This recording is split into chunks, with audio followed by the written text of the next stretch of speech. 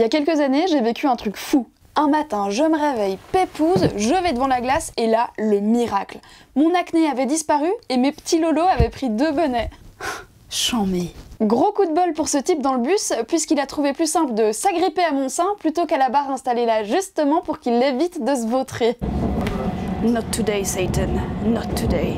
Ça me rend presque nostalgique. Ça passe tellement vite le temps. Oh, mais ça me fait penser. Joyeux anniversaire, MeToo. Début octobre, on fêtait le fait que depuis un an, on a le droit de dire « Non, Jean-Jacques, t'astiquer le manche sous ton bureau, c'est pas dans mon contrat ». Hashtag MeToo.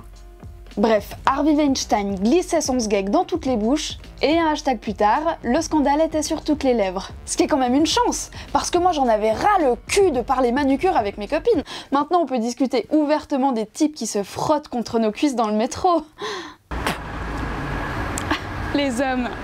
Ça change, ça aère l'esprit, c'est sympa. Et il y en a du monde pour ouvrir sa gueule. Alors évidemment, je parle pas des milliers de témoignages de toutes ces femmes, qui d'ailleurs feraient mieux de s'activer à la cuisine plutôt que sur internet. Non, non, je parle des autres, ceux qui rampent sur les plateaux de BFM TV ou sur ton fil Twitter. Ouais, car ils ont des revendications. Non mais parce que bon, quand même, on va bientôt plus pouvoir dire à Sandrine qu'elle a une sacrée paire de meules. Gérard Gâteau. Ce serait cool si on retrouvait ce discours uniquement sur le blog Éric Zemmour et ses copains facho.com.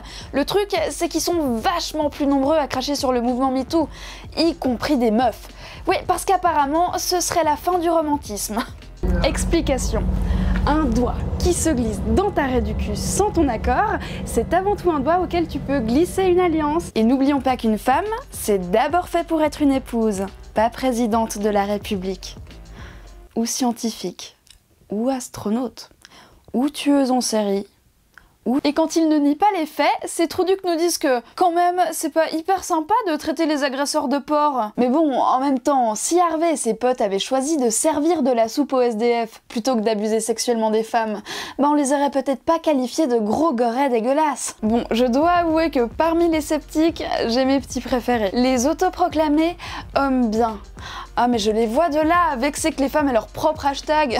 Du coup ils se sont dit « Ouais, y a pas de raison, Startup Nation Power, on lance un hashtag aussi. » Parce que c'est notre projet.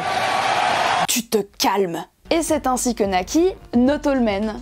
Donc Not All Men, qu'on peut traduire par « Ouin ouin, ferme ta gueule la féministe, moi je suis un homme bien », ah c'est pas moi qui le dis, c'est mon dictionnaire, est un hashtag pas comme les autres, puisque celui-là il sent la merde. La merde, voilà. Au départ, ça semblait plutôt bienveillant, genre t'en fais pas Noémie, à moi tu peux me faire un câlin, je t'assure que je vais pas avoir la plus grosse trique de toute ma vie. Sauf que brandir l'argument « faut pas mettre tous les hommes dans le même panier », ben ça équivaut à dire « Ah mais moi je vois pas où est le problème avec les flics blancs qui tuent des noirs aux États-Unis parce qu'il y en a quand même quelques-uns qui savent se contrôler. » Voire carrément « Non mais tu vas quand même pas renvoyer ton plat de spaghettis en cuisine parce qu'ils sont froids. Les miens ils les ont servis chauds, alors maintenant t'arrêtes de chouiner et tu avales. » Je me plains, mais c'est parce que je suis une bonne femme, que veux-tu? En plus depuis MeToo, les choses ont changé. On nous a écoutés, on a pris en compte nos réclamations. Je veux dire, on est passé à ça de l'égalité salariale. Dans le cul. Et pour couronner le tout, on a eu droit au plus beau de tous les cadeaux. Brett Kavanaugh, élu à la Cour suprême des États-Unis. Mais merci, mais enfin un homme pour punir les grabeurs de poussi. Putain, mais le type a déjà la cape noire. T'enlèves son intention d'abolir l'accès à l'IVG et toutes les accusations de tentative de viol dont il fait l'objet, bah c'est Batman le mec. Fais-moi la justice, grand fou. Non Gérard, sortir ton zob à la cafette, ça se fait pas. Mais parce que si ta collègue veut touiller son café, elle se sert d'une cuillère, pas de ton... Bon, tu me fatigues Gérard. Bon, répète après moi. Je ne suis pas un porc, je demande d'abord. Votre attention s'il vous plaît.